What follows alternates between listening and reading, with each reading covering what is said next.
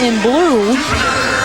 One of the things we noticed, the power hitters, Fallon Fonoy-Moana at the net, left front.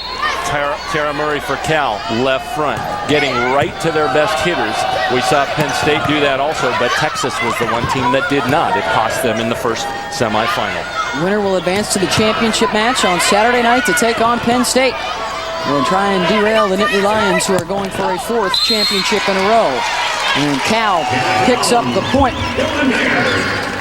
Best 3 of 5. The sets are to 25 points after win by 2.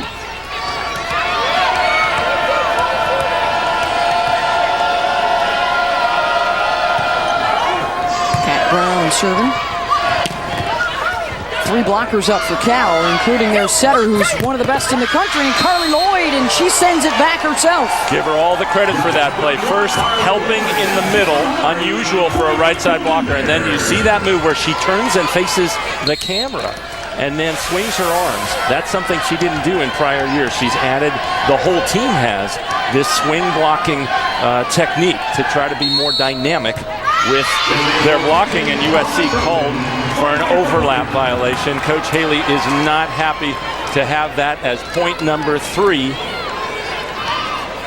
Well, we saw Penn State jump out to a 10-1 lead in the first semifinal in the first set, and Texas never recovered. And now Cal trying to hop on top. Brown, the sophomore.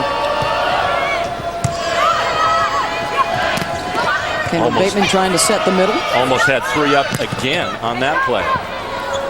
Dug up by Bateman. Out of the back row, Jupiter. Tara Murray switched to the left hand in midair. And the kill on the outside, Fallon Fonoy-Moana. So one of the interesting contrasts that will follow tonight is Cal runs a pretty fast offense. The sets don't go up to the moon and then out to the side, either left sideline or the back sideline behind CARLI Lloyd. On the other side of the net, USC runs a much slower offense. That's been effective for them. But to see these contrasts and to see which style wins out tonight will be interesting, especially the first 2 meetings. USC won both doing that. Well, they've had a rotation error and now a net violation for USC. Cal on top 4-1. It left a lot of people scratching their heads. Let's see, Cal wins its first ever Pac-10 title, and they get only the 7th seed in the tournament. They sweep Stanford. Stanford gets seeded 3rd. A lot of folks scratching their heads at that one, but the Bears have fought their way. And they're amongst the Final 4 standing. And tooling the block is Katie Fuller, the sophomore.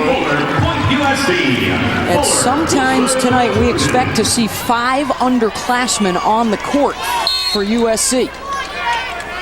And that is not a good feeling for the future of all of their opponents.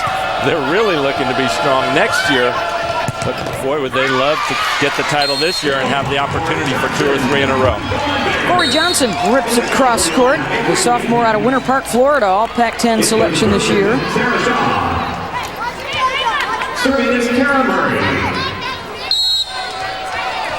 They were in the semis in 2007. CARLI Lloyd was on the court for them, and they lost to Penn State. That ball might have been going out. Free ball, USC. Bateman looking for Fonoy-Moana. Got the touch. No, did not. Wow, it looked like a touch to me. Everybody from USC thought that was a clear touch. 2 early hitting errors for Fallon. Coach Haley getting on the second referee there. That's 2 calls he's upset about now. The missed touch. They'll go back to Fonoy-Moana, and again, this time instead of long, it goes wide. Haley pondering the timeout. He's telling setter Kendall Bateman, keep the set a little off the net. There's a pretty good block in front of her. Don't put it right on top. Lloyd, HAWARI. Point Cal. Bears. And now Haley will call the timeout. They haven't dropped a set the entire tournament. A big reason why, their senior setter. What do her teammates think about CARLI? We'll find out when we come back.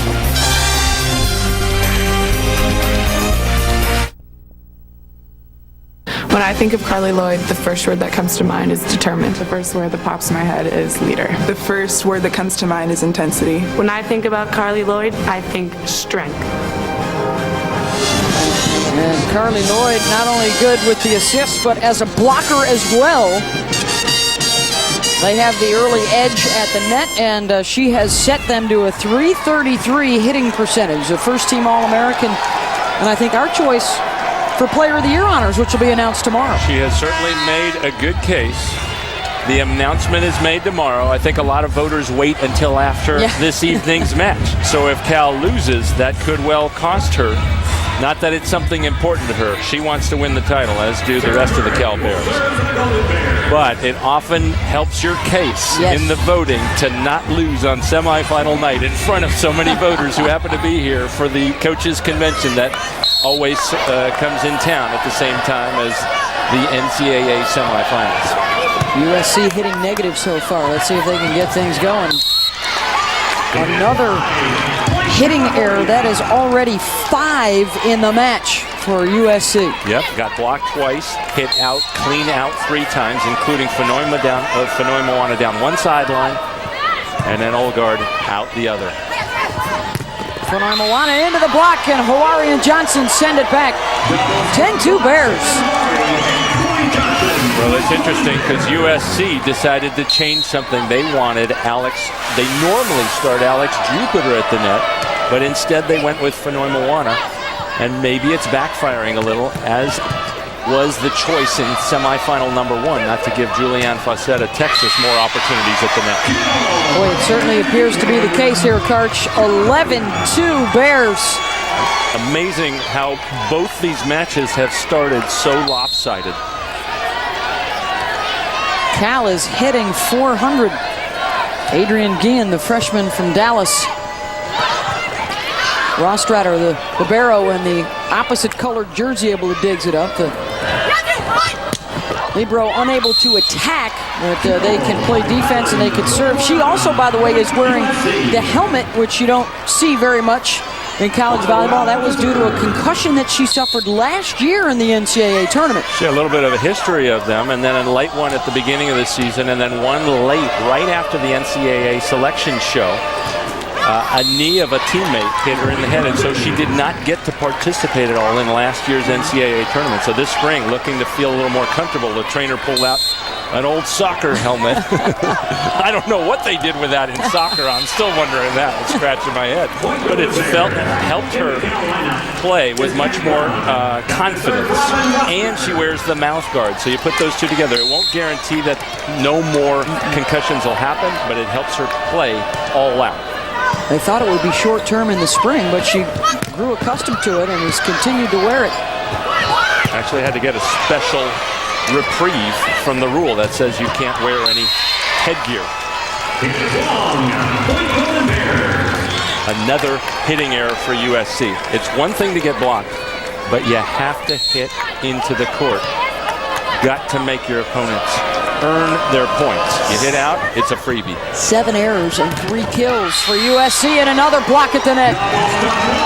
And you can see what a nice job the freshman, Adrienne Guillen, does helping out, getting 2 blockers up on the strong middle attack, and now USC looking to make a change.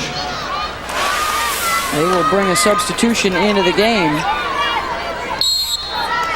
And this is critical for Cal because their middles were neutralized in both regular season losses by USC.